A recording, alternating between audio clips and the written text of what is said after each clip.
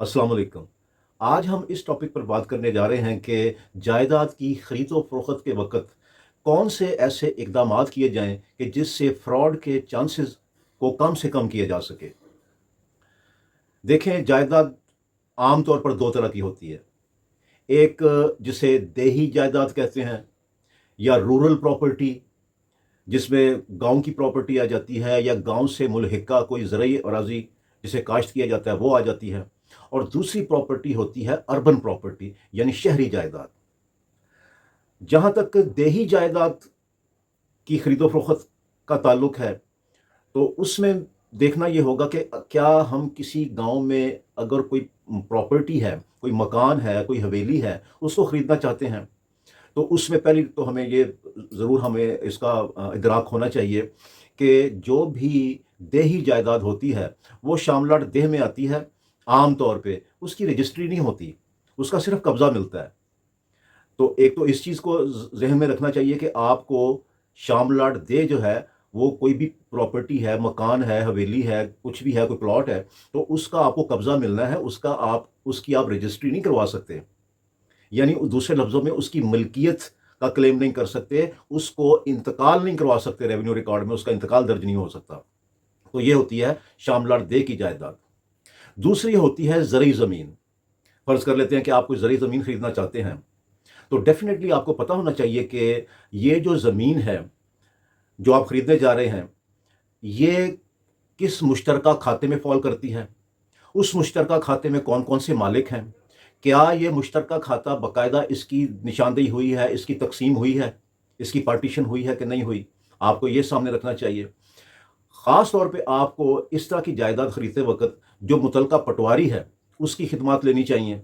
उसको कोई मुआवज़ा आपको देना चाहिए, उसकी खिदमात लें। वो आपको प्रॉपर बताएगा कि इस जायदाद को जिसको आप खरीद रहे हैं, जो कोई भी ज़रई अराज़ी है, उसका किला नंबर क्या है? उसके रेवेन्यू रिकॉर्ड में उसकी क्या कैसे उसका स्टेटस है, उसके कितने मालिक हैं, क्या कोई एक मालिक है या कोई 2, 4, 5, 7 बहन-भाई हैं जो मिलकर के उस जायदाद के मालिक हैं। ये मुश्तरका खाता जो है ये बाकायदा इसकी निशानदेही हो चुकी हुई है या नहीं हो चुकी हुई, तो ये सारा कुछ आपको एक पटवारी बताएगा। तो आप जो है वो इस तरह एक जो मुतलका पटवारी है वहाँ से उसके साथ राब्ता करके तो आप जो है वो ये जायदाद उसको खरीद सकते हैं, या कम से कम आप तहसीलदार साहब को एक एप्लीकेशन दे करके कि जनाब मैं ये जायदाद ख़रीदना चाहता हूँ, तो मुझे इसका मुतल्लक जो है वो बताया जाए कि इसके जो निशानदेही है वो हो गई हुई है, पार्टीशन हो गई हुई है, इसके कितने मुश्तरका खातेदार हैं। अगर ये मैं जगह जायदाद ख़रीदता हूँ, तो कहीं इस जायदाद का ऑलरेडी कोई लिटिगेशन तो नहीं चल रही, कोई केस तो नहीं अदालत में चल रहा। तो इस तरह से तहसीलदार साहब को एप्लीकेशन दे करके भी आप उस जायदाद, वो जो ज़रई अराज़ी है, उसके मुतल्लक आप काफ़ी कुछ मालूमात ले सकते हैं, बज़रिया पटवारी या बज़रिया तहसीलदार को एप्लीकेशन दे करके। तो ये तो हो गई ज़रई जायदाद से मुतल्लक बातचीत। अब अगर हम आ जाएँ शहरी आबादी की तरफ, शहरी जायदाद की तरफ, तो शहरी जायदाद कई किस्म की होती है। कोई जायदाद ऐसी होती है जो किसी सोसाइटी में फ़ॉल कर रही होती है।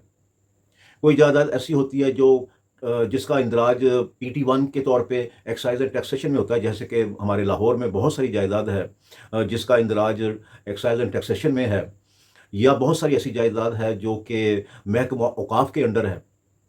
तो इस तरह की जायदाद जो कि किसी सोसाइटी में आती हो, जैसे DHA है या कोई बहरिया टाउन है या कोई वापडा टाउन, वेलेंशिया टाउन, इस तरह की कोई या गुलबर्ग वगैरह, या अदरवाइज़ जो लाहौर के दूसरे इलाके हैं उसमें कोई जायदाद अगर वाक़या है, तो उसकी हमने कैसे निशानदेही करनी है और ख़रीदने से पहले हमें उसके मतलब क्या हमें पता करना चाहिए, तो उस पे बात करते हैं। देखें, जहाँ तक अगर किसी सोसाइटी की में कोई प्लॉट है या कोई दुकान है या कोई मकान है, वो आप ख़रीदना चाहते हैं, तो आपको डेफ़िनेटली पहले जो है वो सोसाइटी के ऑफ़िस में जा कर के इस बात का पता करना चाहिए कि क्या इस प्रॉपर्टी के कितने मालिक हैं, और जिससे आप खरीद रहे हैं, क्या वही मालिक है या इसमें और उसके कोई बहन-भाई भी शामिल हैं? क्योंकि अगर आप डीलर के कहने पर रहेंगे और खुद से उस प्रॉपर्टी के मुतल्लिक़ वेरीफ़ाई नहीं करेंगे, तस्दीक नहीं करेंगे, तो आपके साथ लाखों करोड़ों रुपए का फ्रॉड भी हो सकता है।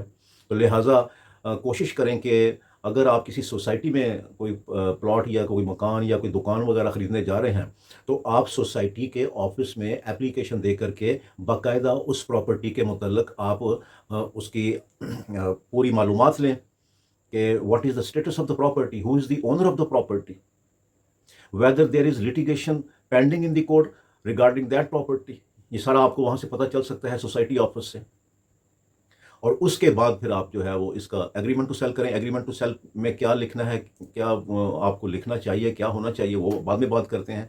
سوسائٹیز کے علاوہ بہت ساری ایسی جائیداد ہوتی ہے جو کہ سوسائٹی میں تو فال نہیں کر رہی ہوتی، لیکن اس کا یا تو پی ٹی ون ہوتا ہے یا اوقاف کی جائیداد ہوتی ہے. اب فرض کر لیتے ہیں اگر اوقاف کی جائیداد ہے یا پی ٹی ون کی ایکسائز اینڈ ٹیکسیشن جو ڈپارٹمنٹ ہے اس کے انڈر اس کی سپرویژن میں اگر کوئی جائیداد ہے تو ایسی جائیداد جو کہ آپ اوقاف محکمہ اوقاف کے انڈر ہے یا ایکسائز اینڈ ٹیکسیشن میں اس کا ریکارڈ ہے تو آپ یہ دیکھ لیں کہ ایسی جائیداد بھی آپ اس کی رجسٹری نہیں کروا سکتے، آپ اس کے مالک نہیں بن سکتے. زیادہ سے زیادہ آپ اس کا پوزیشن لیں گے، اور خاص طور پہ جو محکمہ اوقاف کی جائیداد ہے اس میں تو آپ کرایہ دار کے طور پہ آئیں گے.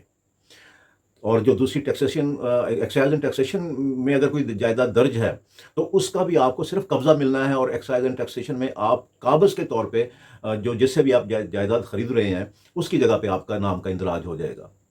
تو یہ چیزوں کو سامنے رکھیں. بعض جائیدادیں اور اس کے علاوہ بہت ساری جائیدادیں ایسی بھی ہیں جن کی باقاعدہ رجسٹری ہے. وہ کوئی بھی شہر ہے، اس میں کوئی مکان ہے، دکان ہے، پراپرٹی کسی قسم کی بھی ہے تو باقاعدہ رجسٹریاں بھی ہوتی ہیں. رجسٹرڈ ڈاکیومنٹ کے ذریعے جائیداد ٹرانسفر ہوتی ہے ایک شخص سے دوسرے شخص کو. اس طرح کی بہت ساری جائیداد ہیں. تو ان کے متعلق جب آپ نے کوئی اس طرح کا ایگریمنٹ ٹو سیل کرنا ہے، اقرار نامہ معاہدہ بیع کرنا ہے، تو آپ ذہن میں یہ رکھیں عام طور پہ جو ڈیلر حضرات ہوتے ہیں وہ اس طرح کی جو جائیداد ہوتی ہے اس میں انوالو ہوتے ہیں، اور وہ کوشش کر رہے ہوتے ہیں کہ یہ کسی طریقے سے یہ جائیداد جو ہے وہ فروخت ہو، یعنی جو مشتری ہے وہ جائیداد کو خریدے جو بھی مالک ہے اس کی ٹرمز اینڈ کنڈیشنز پہ، اور ڈیلر کو اپنا کمیشن ملے. وہ کمیشن کے چکر میں بہت ساری غلط بیانیاں بھی کر رہے ہوتے ہیں.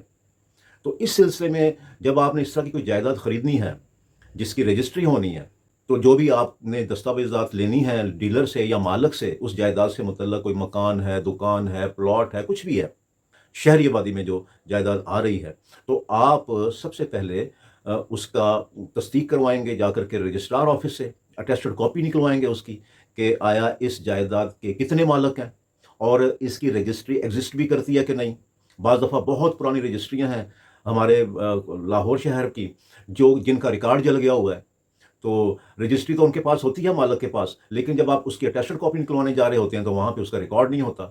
تو اس صورت میں مالک کو چاہیے تو یہ کہ وہ ریکنسٹرکشن کروائے اپنے ریکارڈ کی، لیکن لوگوں کو نہیں پتہ، لوگ نہیں کرواتے. تو اس طرح بھی آپ دیکھیں کہ جو میں رجسٹری جائیداد میں کروا رہا ہوں، جو میں اپنے نام پہ ٹرانسفر کروا رہا ہوں، کیا اس کا کوئی ریکارڈ بھی وہاں پہ موجود ہے یا نہیں. کیونکہ اس سے بھی جائیداد کی جو مالیت ہے اس میں فرق پڑ سکتا ہے.